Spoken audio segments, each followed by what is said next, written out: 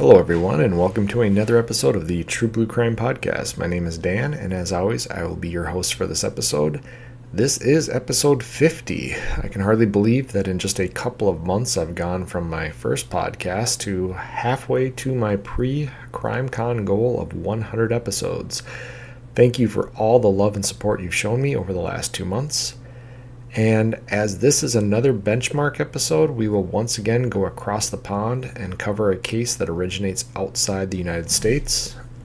I do keep a running tally of the downloads per country, and while Australia is in the lead right now and Ireland is a close second, the United Kingdom isn't far behind. So this episode and episode 51 will cover a unique case out of England that occurred in 2010. If you'd like to get updates about what the podcast is up to, please like and follow the True Blue Crime Productions Facebook page. More information can be found at the show's website at truebluecrimeproductions.com. And if you'd like to email me directly, my email is truebluecrimeproductions@gmail.com. Finally, if you can, please support the show via Patreon. Any donation level helps, and it will help ensure I can keep making free episodes of the podcast and expand the podcast in the future. And any donations will receive a shout out in a future podcast and a thank you message from the host. Also, for no cost whatsoever, please rate and review the show on whatever platform you're listening to. Thanks so much, and without any further ado, let's dive into this episode of True Blue Crime. Around 122 AD, a massive construction project began in northern England. The Roman Emperor Hadrian had ordered his engineers to build a massive wall between the Roman Empire lands of South Britain and the barbaric lands to the north. The impressively large Roman Empire was stretched thin, and Hadrian lacked the manpower to conquer and hold the remainder of the island nation. A plan for a 73-mile-long, 12-foot high, and 10-foot deep wall of stone was drawn up. The wall would run from the North Sea on the east to the Irish Sea on the west. Guard towers were erected at intervals of every 1/3 mile, giving the wall around 250 manned turrets and gates that allowed for trade and commerce but prevented large raiding parties from traveling into the empire. The wall stood as a symbol of Rome's engineering and military strength, and some sections may have even been plastered and whitewashed so it could be seen from miles away. During the peak of its operation, the wall was manned by an estimated 10,000 Roman auxiliary soldiers, likely mostly southern Britons that were paid to serve in the Roman military. The wall stood for roughly 400 years, and while different emperors tried to build another wall further north, all attempts to colonize that area failed, and they always fell back to Hadrian's Wall. The fall of the Roman Empire saw an end to the wall's use as a defensive fortification. Much of the wall was dismantled by farmers and homeowners who used the stones for their own smaller walls or structures. However, most of the lower footings of the wall still exist, and in 1987 the entire wall was named a World Heritage Site. In March of 2010, 500 beacons were lit along the length of the wall to celebrate the 1600th anniversary of the end of Roman rule in Britain. A few months later, an area just south of the wall would not be celebrating. They would be under siege for roughly 2 hours in a shooting rampage that would result in the deaths of 13 people and serious injuries to 11 more.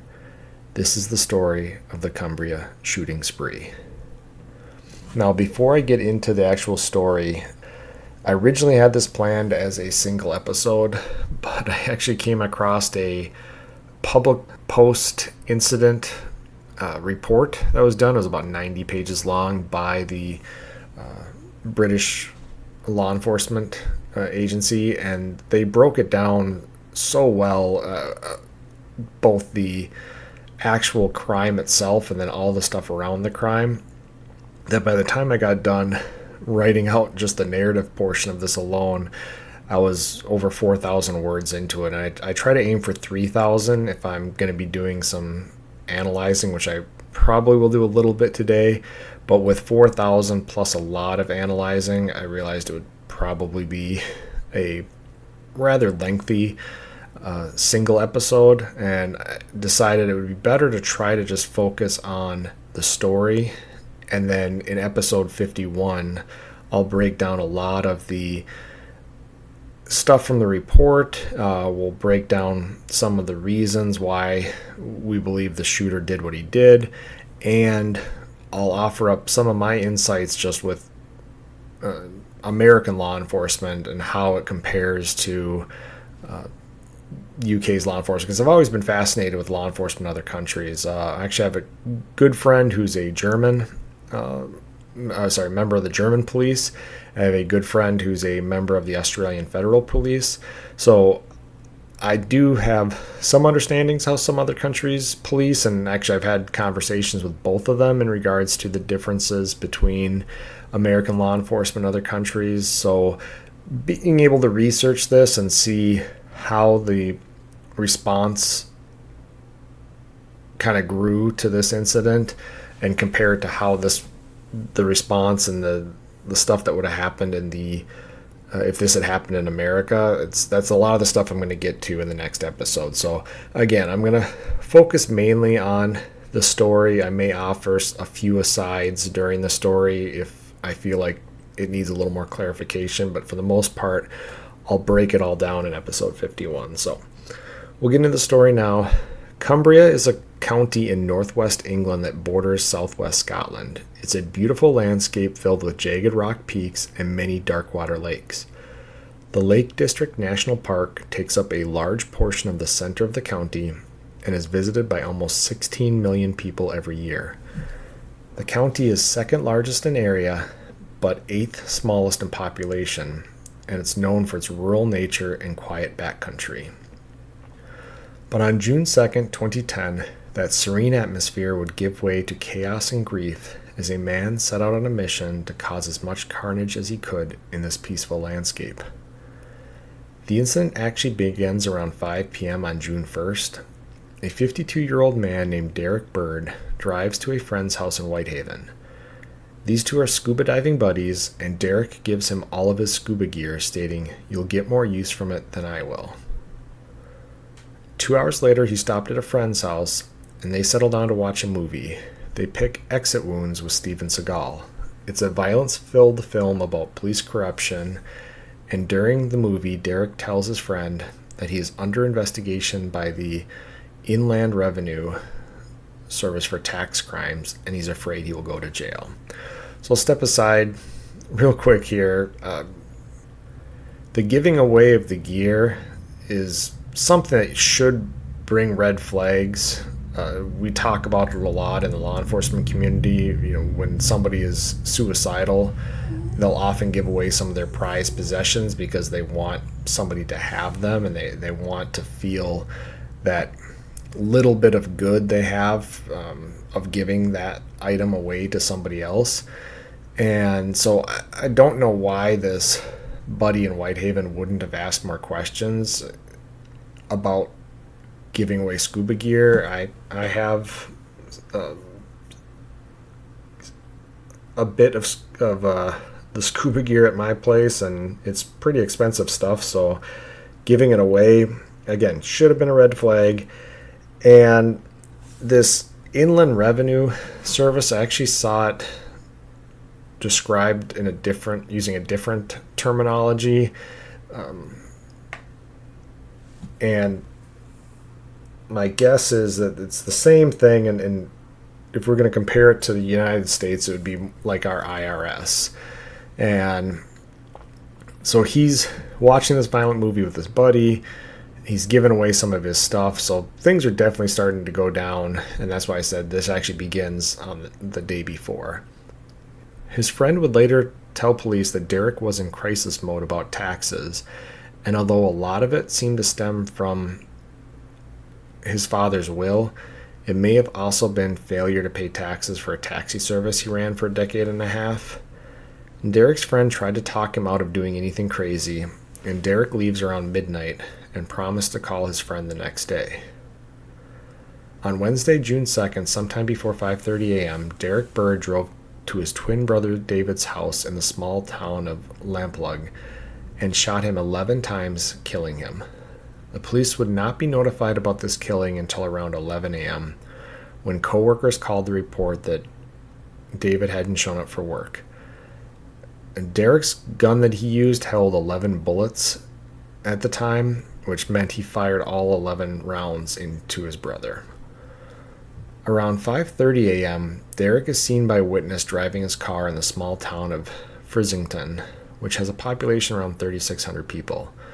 CCTV footage would later confirm that Derek Bird drove his car down a single-track road at this time, and he parked his vehicle by the house belonging to his lawyer/solicitor, Kevin Commons. And they refer to it, of course, in the report as solicitor. For those of us in the U.S., it's a lawyer. I'm sure many of you knew that, but I always want to make sure I'm as detailed as possible, especially when it comes to these international crimes, so somebody's not left scratching their head or having to look it up what I'm talking about. A neighbor who knew Derek had walked past him as he slowly drove down the road and said hello and asked how he was doing, but Derek just stared ahead as he ignored the kind welcome. And this was actually a former classmate of Derek. They had gone to school together, so she knew who he was. And so she definitely took note of the fact that he just kept driving and stared ahead as if she wasn't there. And around 10 a.m., Kevin Commons tried to leave his house, driving his white van down his driveway. And Derek had blocked off the end of the driveway with his car. And when I say his car, it's actually going to be a taxi. And that's going to come into play a lot here. It's a silver bluish. It doesn't look like a taxi like you would see in America with yellow taxi or even like the London black taxis. This is just a kind of ordinary gray, bluish silver kind of mix sedan. However, it's got the words taxi written on it in yellow on the door. So he's operating a taxi. And remember, this is a very tourist popular area of England with this national park nearby. So a lot of tourists that are going to be traveling through the area likely need a taxi ride from one spot to the other. So it's a pretty lucrative business for the taxi drivers, but they drive their own vehicles. They're not part of a company. He's independent. So he blocks Kevin Commons in with his taxi at the end of the driveway. And Derek is going to get out of his car and points a sawed-off 12-gauge shotgun at Kevin. And Kevin was in his vehicle, and Derek shot twice into the windshield of the vehicle, and one of the shotgun blasts hits Kevin in the shoulder. Kevin exits his vehicle and runs back up his driveway before Derek catches up to him and shoots him twice in the head with a .22 caliber rifle, which kills Kevin. This killing is witnessed by a neighbor, and she would first discuss the matter with her other neighbors and then calls 999, which is the UK's version of 911, to alert the police. And she mistook the .22 caliber rifle for an air rifle, despite hearing the report of the shotgun shots before. However, gun violence is pretty rare in England in general, and especially in this part of England, this quiet area of England. So she was pretty shaken, and the dispatcher had a hard time getting information from her, which is also a common problem during critical incidents. And the misidentification of the weapon used also created a delay in getting more armed officers into the area, as they weren't at first certain somebody had been shot and killed. And this is, again, if you read the actual traffic between the dispatcher and this neighbor who witnesses the killing, she doesn't really quite know what's going on. She's saying she looked out her window and saw a man chasing another man, and then she says she thinks that they were shooting at each other with air rifles. And so police have a very different picture in their mind of what's going on, and the dispatcher has a very different picture in mind than what is actually going on. And this is going to get even more convoluted because I mentioned Derek was driving this silvery blue, they call it a Picasso sedan with the words taxi in yellow on the side of the car, but somehow information was relayed that the suspect was in a yellow taxi, which also created confusion when they were trying to locate the vehicle. So as I said, the radio traffic came out as two men shooting at each other with air rifles, one in a white van and the other in a yellow taxi that had since left the scene. However, in reality, Kevin Commons, the driver of the white van, had been shot and killed by a much more lethal weapon by a man driving a completely different color vehicle. And the dispatcher would even call back the witness. And while she was on the phone with the witness, there's commentary in there like that another neighbor was actually out with Kevin and was yelling to the neighbor, "Tell them we need an ambulance. This guy's seriously injured." And she mentioned something about a shotgun, and the dispatcher jumps all over her, trying to say, like, well, was it a shotgun or was it an air rifle? Because you said air rifle last time. And so she goes back to, well, I think it was an air rifle. So again, another missed opportunity for the police to really get a grasp of what's going on early on here. And again, they don't know that Derek's brother has been shot and killed at this point either. So they have what they think is maybe two idiots shooting each other with air rifles. And in reality, this is the second murder that Derek has committed. And while emergency services tried to ascertain exactly what had happened, Derek drove to a friend's residence to try and retrieve a shotgun he had given to the friend on a previous evening to hold on to. And I read it two different ways. The actual police report, I think, said something to the effect that his friend wasn't there and this gun had been locked up in a safe, so he didn't have access to it. But then I also read that the friend answered the door but wouldn't give him the shotgun. And what Derek had done is actually with the shotgun that he had already used to shoot Kevin in the shoulder and shoot the van twice, this was a legally owned shotgun by Derek. He actually had a certificate to own this shotgun, and up until the point that he sawed off the barrel, there was nothing illegal about it. However, he did saw off the barrel, and for those of you that don't know, like, a sawed-off shotgun would be a great weapon to use if you were inside of a building and you had to clear rooms filled with people, because it's from close distance, it's pretty devastating. But once you get any further distance out, if you're using any type of pellet or shot, the shorter the barrel, the further the spread of those rounds. So as I said, close in, a short barrel is great because you don't need those pellets to stay in a very tight pattern for long, because you're going to be shooting somebody close to you. Whereas if you have the long barrel, the normal barrel on the shotgun, those pellets stay compact inside the barrel for longer, so when they come out of the gun, it takes a little longer for them to spread out, so it's more accurate. And it's possible that Derek didn't understand how sawing off the barrel would negatively affect the accuracy of the shotgun. And the shotgun he had, I'm assuming, is either he had 3 shotguns that he had access to that he owned. One was was called an over-under. So there's a barrel on the top, a barrel on the bottom, and you put in 2 rounds, one on top, one on bottom, and you can pull the trigger twice and fire both of them. And then he had a side-by-side shotgun, so you usually breech it, load it so that the end of the barrels are where you put the shotgun shells in towards you, flip open, and you can take out the 2 shells that you just fired and put in 2 new shotgun shells. And then there's pump action and semi-automatic shotguns.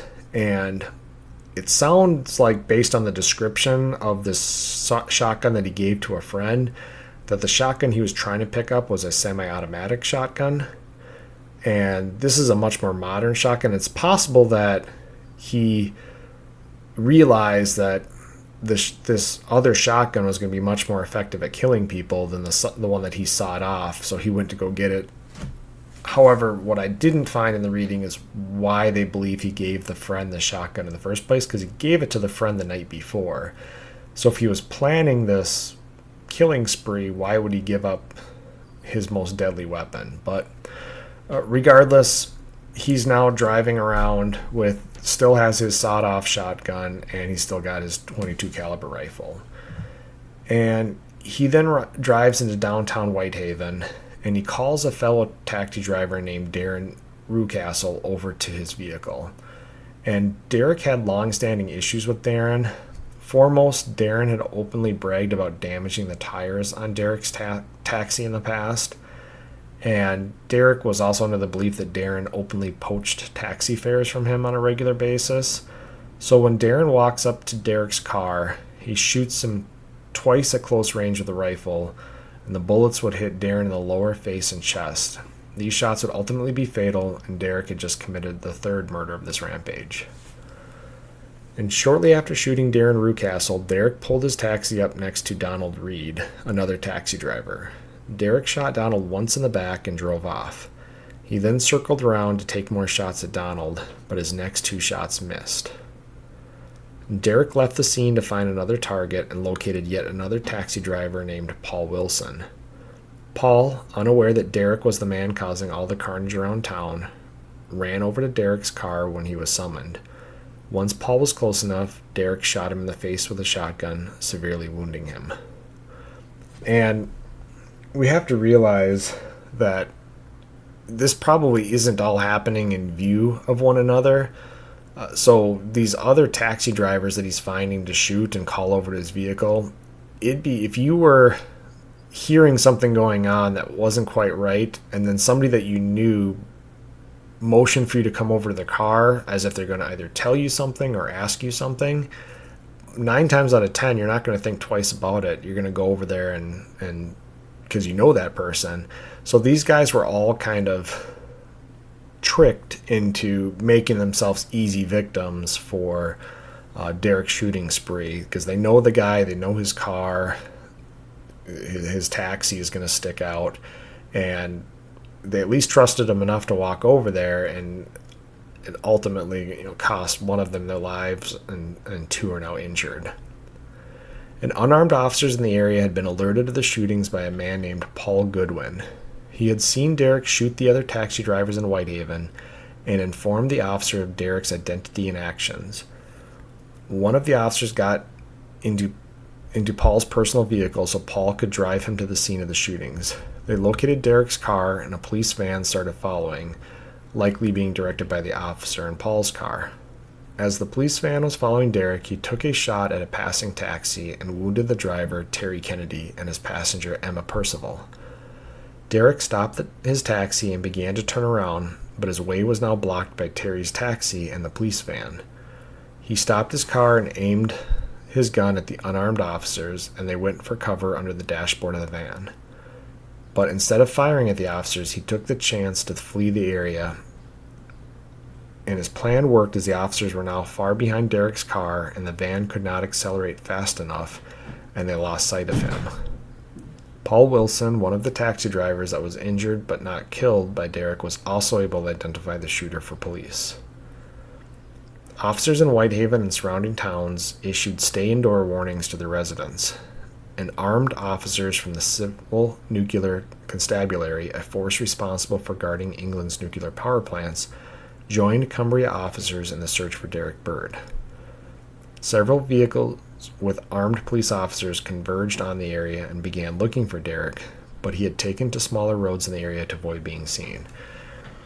And this is going to be one of the big differences between policing in America and policing in the UK and other countries in the world, is that there aren't a lot of armed police officers at any given time in the UK. There are some, and we'll talk about them, and we mentioned that some of them in the area are going to be armed, and there's several others that are trained to use firearms but are not allowed to carry them in their vehicle because there's only so many armed vehicles allowed in a certain area at any given time. And we'll discuss some of that here later, but these officers that are in this van, this officer that jumped into Paul Wilson, as I said, they're all unarmed officers. So all they're able to really do is follow Derek as he travels, through town, and he's able to get away. Mentioned this van doesn't have a whole lot of acceleration. One thing I would tell people, and they didn't realize, is that the police cars that I started my shift with, the Crown Victorias, were not great pursuit or acceleration vehicles either. They had a nice engine in them and they were very big, but they were not fast. And there's many, many times that in pursuits, vehicles could get away from us while we were in the Crown Vics just because they had better acceleration than we did. So it doesn't surprise me that this van doesn't have enough acceleration to catch up to Derek's vehicle, and as a result, they're going to lose sight of him pretty quickly. And Derek made his way south along the coast and began hunting random victims. And I say that because so far he had focused his rage on his brother, his lawyer, and other taxi drivers. And now he would be hunting people he didn't know and had no affiliation with. A woman named Jacqueline Williams was out walking her dog near the town of Ergemont when Derek pulled up alongside her and he tried to shoot her. He missed and she was able to run away and avoid being shot. He then pulled into the town of Ergemont and found a woman named Susan Hughes walking home from shopping. He stopped alongside her and shot her in the chest and abdomen with the shotgun. As he had done with Kevin Commons, he switched to his rifle and walked up to execute her. She fought back, and after a brief struggle, Derek was able to fatally shoot her in the head. Derek then drove to the town of Bridge End and fired the shotgun at a pedestrian headed the opposite way. Kenneth Fishburne received fatal wounds to his chest and head. Shortly after, Derek called a man named Leslie Hunter over to his taxi, and when Leslie was close, Derek shot him in the face at close range. Leslie turned away after taking the blast and was shot a second time in the back. The wounds would somehow not be fatal, and Leslie survived the shooting. And again, I mentioned his fellow taxi drivers were not afraid to walk up to the car because they didn't know he was involved in any of this stuff. And now we're talking about random people. And, you know, he's a taxi driver, somewhat regular looking guy, and people might have even known him in the area to a certain degree. And his trick to get people to come over the car, as some of the survivors would say, is that he would ask them either for time or directions, and when they came up to the passenger side of the vehicle, he would shoot them. So a lot of these people are getting fatal wounds to the chest and the head because they're literally leaning into the car where Derek is waiting with this shotgun to shoot them. And it was now around 55 minutes. At this time, roughly an hour had passed since the murder of Kevin Commons. Police had identified the suspect, and they attempted to have a police negotiator contact Derek to discuss the situation and try to put an end to the shooting spree. But Derek had not brought his phone with him, so police had no way to contact him. Continuing south along the coast, Derek arrived in Thornhill and tried to shoot teenager Ashley Glaister with a shotgun. He stopped alongside her and called her over, but when she ducked her head into the passenger side window, she saw the shotgun and ducked just before Derek pulled the trigger. The shot missed her completely, and she ran and was able to avoid a second shot from Derek. Undeterred, Derek continued driving through the town of Carlton and into the village of Wheaton. As I mentioned, his tactic thus far had been to call out to people and ask them the time. And as I mentioned, he's driving a taxi, so people likely would have let their guard down and walked closer to tell him the time. When he gets to Wheaton, he tried to ask a couple named Gladys and Joseph Warbrick for the time. Joseph yelled the time to him and didn't approach the vehicle, so Derek drove off. Traveling back north, he returned to the town of Carlton and shot a man named Isaac Dixon, hitting him twice in the chest from close range as he was working on the edge of a farmer's field. And it's likely that Derek called him over to his vehicle before shooting him. And Derek knew a man named Jason Carey, a fellow scuba diver, who lived in the village of Wilton. There had been some issues with Derek and the fellow scuba divers, and it's possible Derek then targeted this man as part of his rampage. Derek pulled his car into Jason's driveway and began honking his horn. Jason had worked a night shift the night before, so he didn't get out of bed. Jason's wife took the time to put their dog away, and by the time she opened the door, Derek was backing out of the drive. Now, before he got to the Careys, Derek had drove past a woman named Jennifer Jackson, and as he headed back into town, he drove past her again, this time shooting her with his shotgun, and then switched to his rifle and shot her twice in the head, killing her. Upon leaving the area, he unknowingly located Jennifer's husband, James, talking to a woman named Christine Hunter Hall. James had been walking to town to meet his wife, and he stopped to talk to Christine. Derek opened fire on both of them, and James was struck in the head and killed. Christine was struck in the back by a bullet, but would survive her gunshot wound. Another man named Gary Putnam was shot and killed in a different farm field in nearby Gosforth. Gary was well known in the area as a past professional rugby player turned farmer. Witnesses said that Derek got out of his car to shoot Gary. Derek then traveled south again and began targeting motorists. At one point, he was parked along the side of the road and waved motorists to pass him. Sometime after this, he shot a man named James Clark in the head. The shooting occurred while James was driving, causing him to crash the car that he was driving. This was originally reported as a vehicle accident, but officers would soon discover it was another shooting victim. Meanwhile, the British police were struggling to properly command the situation. Due to the fact that this was an active shooting, command was supposed to be passed to a tactical firearms commander, but the force incident manager had a better communication setup and was continuing to manage the situation, despite the tactical firearms manager trying to control their armed response vehicles. So, in law enforcement and first responders in general, incident management is a really big and important deal for situations like this, because you have so many different moving parts, and we're going to talk about some of the other moving parts in the next episode that's all going on while this is happening. But to have two people in charge makes things more difficult in this case, because sometimes you're either duplicating tasks or certain tasks aren't getting done because you assume the other person is going to do it.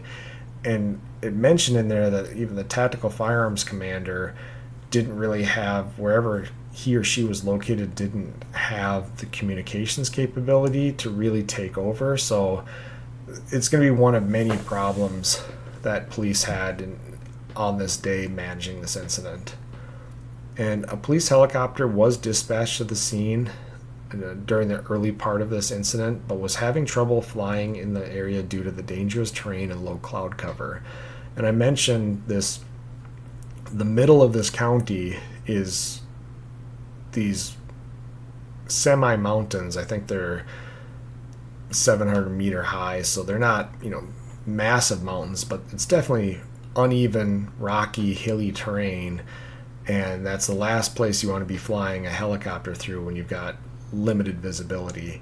So it's taking them a while to get helicopters, and they were lucky enough to have these armed nuclear officers. I mentioned them.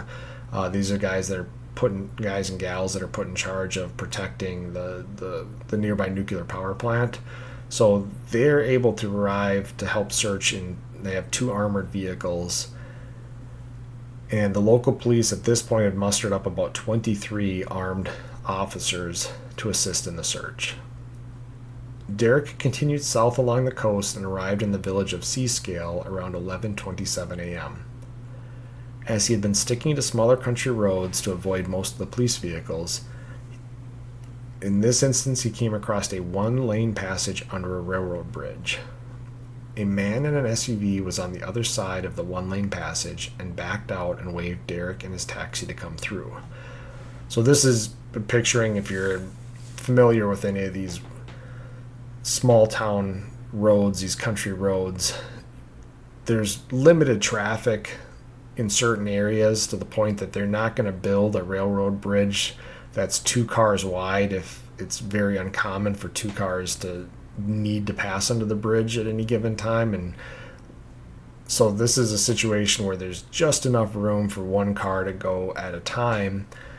And I'm sure the guy in the SUV on the other side, this Harry Berger, he probably saw this car as a taxi, and, well, I'm not going to hold up the taxi by me going through, or maybe Derek had already committed to the passage. However it is, Harry decides to be the nice guy and back out and wave Derek to come through this passage. And as Derek comes through, he pulls up to Harry Berger and shoots him through the open window, causing severe damage to his right arm. So the thank you for being a decent person is that you get shot in your arm. Now, 3 armed response vehicles were traveling in a convoy and passed through the area just minutes after Derek shot Harry. And Harry's SUV had rolled in front of the passage, so it had to be pushed out of the way by onlookers. And not understanding the full gravity of the situation, several of the onlookers actually called 999 to complain that officers did not stop to render aid to Harry. So, again, this is happening over a very large area, and so not everybody has an idea what's going on. So these people just come across this man who's been shot in a car, and they have to be looking down the road and see these 3 police vehicles coming at them, thinking, oh great, this guy needs help, and they just blow right by this guy that's injured. And they actually take the time to call 999 to complain that officers didn't stop, not realizing that Harry's just one of many people who have been shot at this point, and Derek's main goal is to shoot as many people as possible, and the police, their main goal is to put an end to it. So they can't stop and render aid at every spot they come across a victim. By 11:30, military helicopters were offered for help evacuating injured victims to trauma hospitals. And I mentioned the unique geography of the region, and one of the things that would make this difficult is you can't travel at speed through these mountains. You have to go the long way around. So any ambulances or anything, it's going to take a while for somebody in a trauma situation to get to one of the bigger hospitals in the area. And so these military helicopters offered to help evacuate this growing number of victims, get them through the rough terrain and to a trauma center as quickly as possible. And still in Seascale, Derek drove up to a man named Michael Pike. Michael was out on his bicycle and had been traveling in the same direction Derek was driving. Derek pulled up alongside him and shot at him twice. The first shot missed, but the second shot hit him in the neck, killing him. A short ways down the road, he pulled up next to a woman who was out delivering catalogs. Jane Robinson was likely called over to the car by Derek, again under the ruse that he was asking for the time of day. Jane leaned into the car and was killed instantly by a shotgun blast to the head and neck. At 11:33, the first armed response vehicles located Derek's car and radioed that they had located the shooter. They were traveling in the opposite direction of the vehicle and had to turn around. Due to road construction, this took longer than it should have, and they lost sight of the suspect vehicle. However, this sighting did allow more resources to be moved to the area, including the police helicopter. So at 11:34, Jackie Lewis was out for a walk in her village of Eskdale Valley when she was shot in the head with a .22 caliber round. Now, this must have been a glancing blow that knocked her unconscious because she recovered eventually but had no recollection of being shot.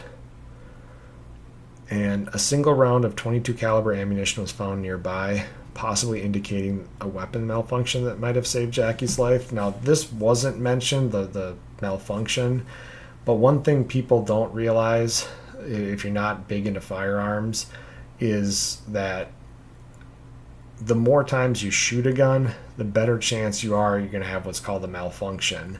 And that's due to when the gunpowder ignites in the gun, it shoots burnt carbon everywhere inside the gun itself, down the barrel, into the trigger mechanism, the extractor, everything like that gets a nice little coating of carbon every time a shot is fired. And if you're not maintaining your weapon, cleaning out that carbon after you shoot it, there's a very high chance that you're going to get a weapons malfunction, and that can mean that 2 rounds try to feed at the same time into the chamber. You can get issues with your firing pin not firing. So the reason that I just thought maybe there's a malfunction, because the main way to clear a malfunction in any weapon is just to remove the current round that's in there, cycle the weapon once so that it's ready to fire again, and then try to pull the trigger to see if it fires. So Derek may have shot Jackie Lewis. She loses consciousness, falls to the ground. There's no reason that he wouldn't stop and go back and shoot her. But if he's having a weapons malfunction, he's going to clear that rifle, and maybe he realizes it's not worth sticking around, especially because he had just lost those armed response vehicles. So that single round of live 22 makes me think that Jackie's alive because his weapon malfunctioned. Police had made a considerable effort to call all the major tourist sites in the area during the rampage, giving a shelter-in-place warning to them to minimize the number of people on the roads that day. This effort was mainly put forth by intelligence officers that did not work evenings or weekends, so this is actually a small break that likely saved a lot of lives. And at 11:40, further miscommunication occurred when the police helicopter radioed that it had arrived in the area of the last sighting of the suspect, but this was misinterpreted as they had located the suspect, and this led to many of the ARVs being sent to a singular location instead of continuing their sweep of the area. And this is actually something we see in a lot of incidents, and it was something that always upset me when I was in law enforcement. So we do things a little bit differently when we have a critical incident. Basically, because all of our vehicles are armed vehicles in America, when there's a critical incident, we tend to do more of the roadblocks and what we call setting up a perimeter. So you lock that suspect into a box and you try to keep them inside that box. And that allows additional resources like helicopters and different things to search. Now, if you have a very good box built, you can send some officers inside to do some search patterns inside of that box. And I'm talking about, when I say a box, this thing could be 3-4 miles wide. This is vehicles stopping at major intersections or interchanges that they believe the suspect is going to drive through, as opposed to just randomly driving around, which is what it sounds like the police were doing here. Well, what happens, unfortunately, is sometimes a vehicle that you believe to be the suspect vehicle is sighted, and everybody then swarms in. And some people even leave their perimeter spots or whatever it might be to this potential suspect vehicle, and everybody just thinks this is where I need to be. And then they find out it's not actually the suspect vehicle. Well, then you've given the suspect a chance to potentially get away or get outside of your perimeter, the box you built for them, because everybody just gets laser focused on this one thing being potentially the suspect. And it sounds like that's what happened here with the helicopter saying, hey, I'm at the place where the vehicle's last seen, and somebody interprets that to, oh, the helicopter sees the vehicle, and now you have all of your limited resources rushing to an area where the suspect isn't. And like I said, it's one of those things that it's a miscommunication. It takes training and practice to overcome. Now at 11:50, a woman named Fiona Moretta, who was vacationing in the area, was out for a walk when Derek Bird pulled up next to her. She leaned into the car and was shot with a single shot from the .22 caliber rifle. And despite being shot in the face, she was able to run to the rear of the car. Witnesses would say it looked as if Derek was going to reverse and go after her, but then changed his mind and left in the direction he had been going. And by noon, over 40 armed officers were in the area looking for Derek. Additional officers from neighboring jurisdictions were sent to their borders to ensure that Derek did not get out of the Cumbria area and start another shooting spree in a new area. And this is what I just talked about before, is the last thing you want is for this suspect to get to a brand new area and start a whole second shooting spree, because then you've got all of the issues with communication and victim needs and all that kind of stuff in one area, and then now you have to shift the search and you're going to have more victims into this new area. It complicates things. So basically they did what I mentioned, is go to your major border intersections, park there, and hope that at least if Derek comes through there, you can give chase, you can give an update, but you can't just let him slip into a whole nother part of, in this case, England, without somebody seeing him, and now he's either in the wind completely or he's killing people in a whole new area. And Derek was now in the area of Boot, and he stopped at a business called Sims Travel. And Boot's actually pretty far in towards this national park, so he's left kind of the open ocean farm area on the west coast, and he's actually heading into kind of the more mountainous wooded area of this county. And he was seen shooting his rifle at people at Sims Travel, but all of his shots missed. And the tourists in the area had taken heed of the shelter-in-place warning, so this limited the number of targets Derek had, which, as I said before, that having those information officers, or whatever they referred to them as, able to make all these phone calls to these businesses saying, don't let tourists just wander out in the streets. We've got this guy running around shooting everybody.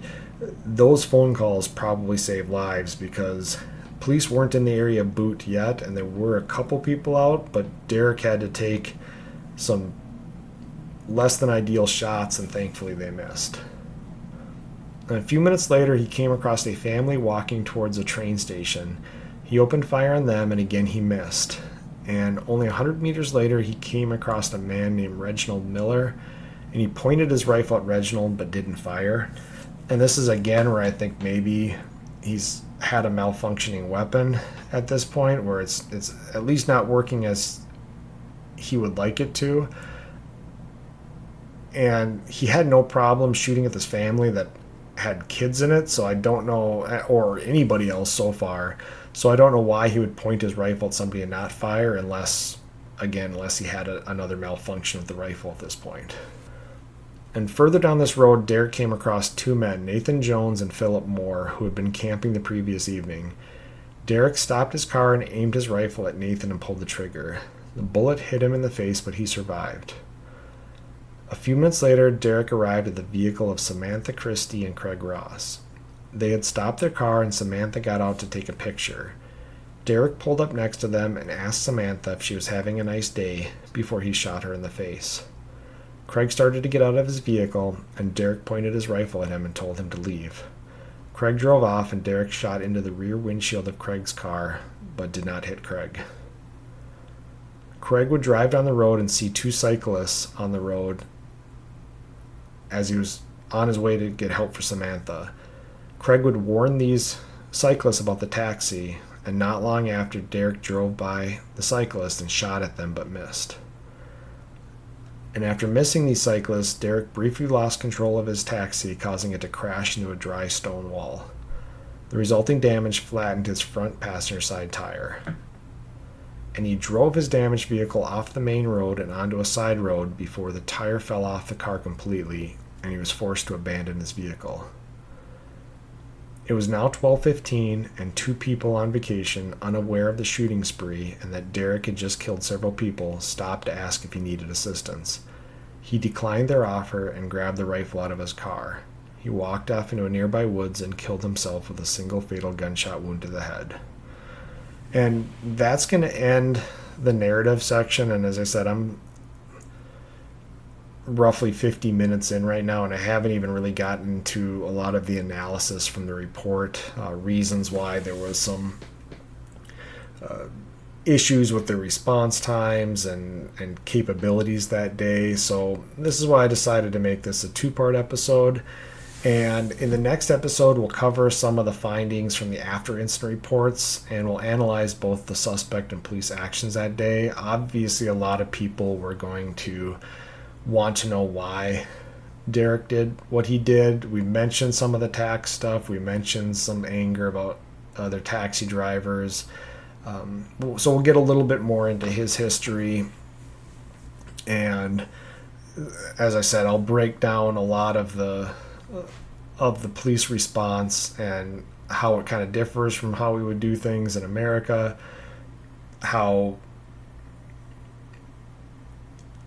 this actually changed some things for the British police. This incident did, and then likely, since there'll be some more time because it'll be kind of a shorter episode, we'll talk about some of the stuff I have upcoming for Crime Con and for the podcast in general. So that'll be episode 51. We'll get to that on the next episode. So thank you guys for listening. Stay tuned for the future episodes, and feel free to write me at truebluecrimeproductions@gmail.com. You can also find me at True Blue Crime Productions on Facebook and support me via Patreon at True Blue Crime Productions. So that's it for today, guys. Thanks for listening. Talk to you later. Goodbye.